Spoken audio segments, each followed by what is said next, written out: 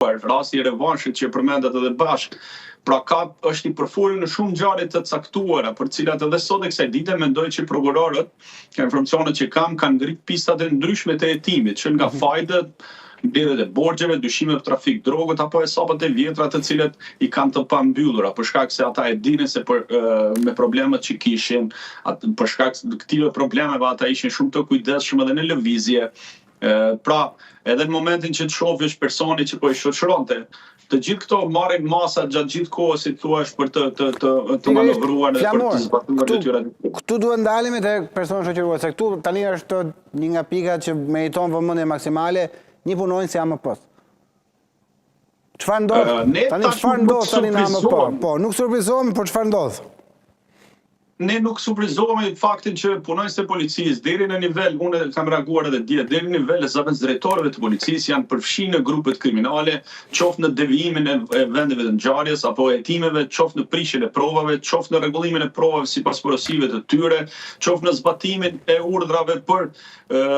dëshkuar grupin e rival të tyre duke përdorur policinë e shtetit. Pra ne jemi mësuar tashmë, sidomos këto përgjimet e SKCC-s kanë zbuluar që shumë nga grupet kriminale kishin në borderot e tyre zyrtar dhe drejtues të policisë, që në niveli bazë deri në nivelin e drejtuesit lartë. Në rastin e Mustafa Sheqeri, ajo që unë mendoj që duhet t'i hidhet një sy është fakti se si ka mundësi që ky person është punësuar pranë AMP-s, kur të gjithë e dinin, qoftë njerëzit shoqëror, qoftë polici i zonës ku jetonte ky, që ky ishte person shohej me personat me precedent të rënd kriminal, apo siç thonë tani që ka qenë miku i ngushtë i tij. Duke qenë miku i ngushtë i një personazhi të tillë, ai në mënyrë kategorike nuk duhet pranohet pranë AMP-s policisë së shtetit. Duhet bëhet një verifikim me personave që shoqërohet ku janë AMP? Në letër ekziston verifikimi, hetimi, kontrolli figurës, i pasërtimit, si etikës, por asnjë nuk e zbaton. Çfarë ndodh? Nga informacionet që kam, ky personazh është emëruar nga një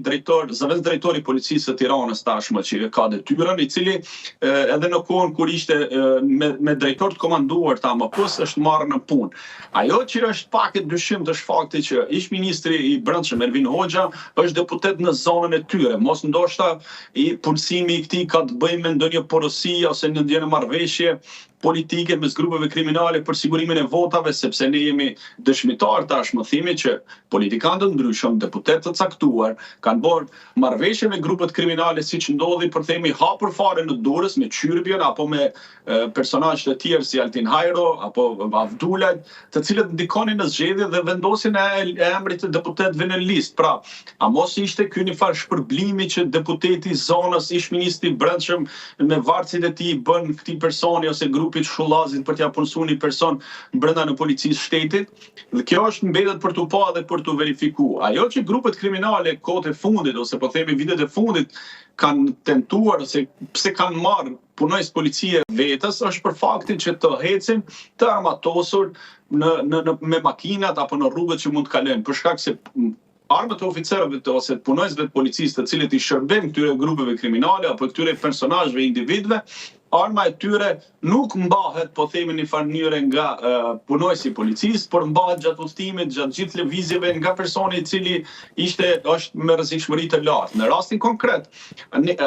prokurorët ose policia nuk gjeti asnjë provë që ata ishin të armatosur, për faktin që ata sapo ishin kthyer nga Rinasi, duke qenë se sapo ishin kthyer nga Rinasi nga frigorinë, si rregull nuk mund të kishin armë. Ajo që mund të kontrolloja dhe mund dilte ndoshta edhe më vonë fakti që a kishte makina e tyre brenda makinës armë, sepse në raste të tilla këto personazh nuk ecin të paarmatosur. Lere më kur është një punojës policie, por kjo mbetet për të pa gjatë fazës së hetimit. Unë edhe dyshime që si ka mundësi që tashmë është bërë zakon që punojësit e policisë dalin me grupet kriminale, mos t'i rëndisim me rastin e Martinajt, rastin e bandës së Shkodrës, rasteve të Elbasanit, të Lezhës apo personazheve të ndryshme të cilët ndihmohen nga këto punojës të policisë për të bërë detyrat dhe zbatuar ata porositë kriminale të cilat ata vazhdojnë dhe i kanë në objektivat e tyre. Pastaj thash, duke qenë që policia e shtetit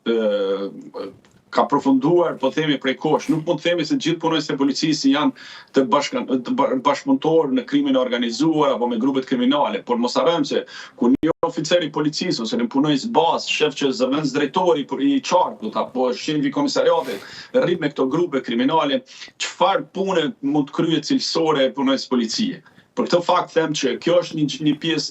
pjesë që shumë është që duhet verifikuar dhe hetuar. Mos vazhdojmë më të lëmë në heshtje, hajt mos se ndodhi dhe kaloi edhe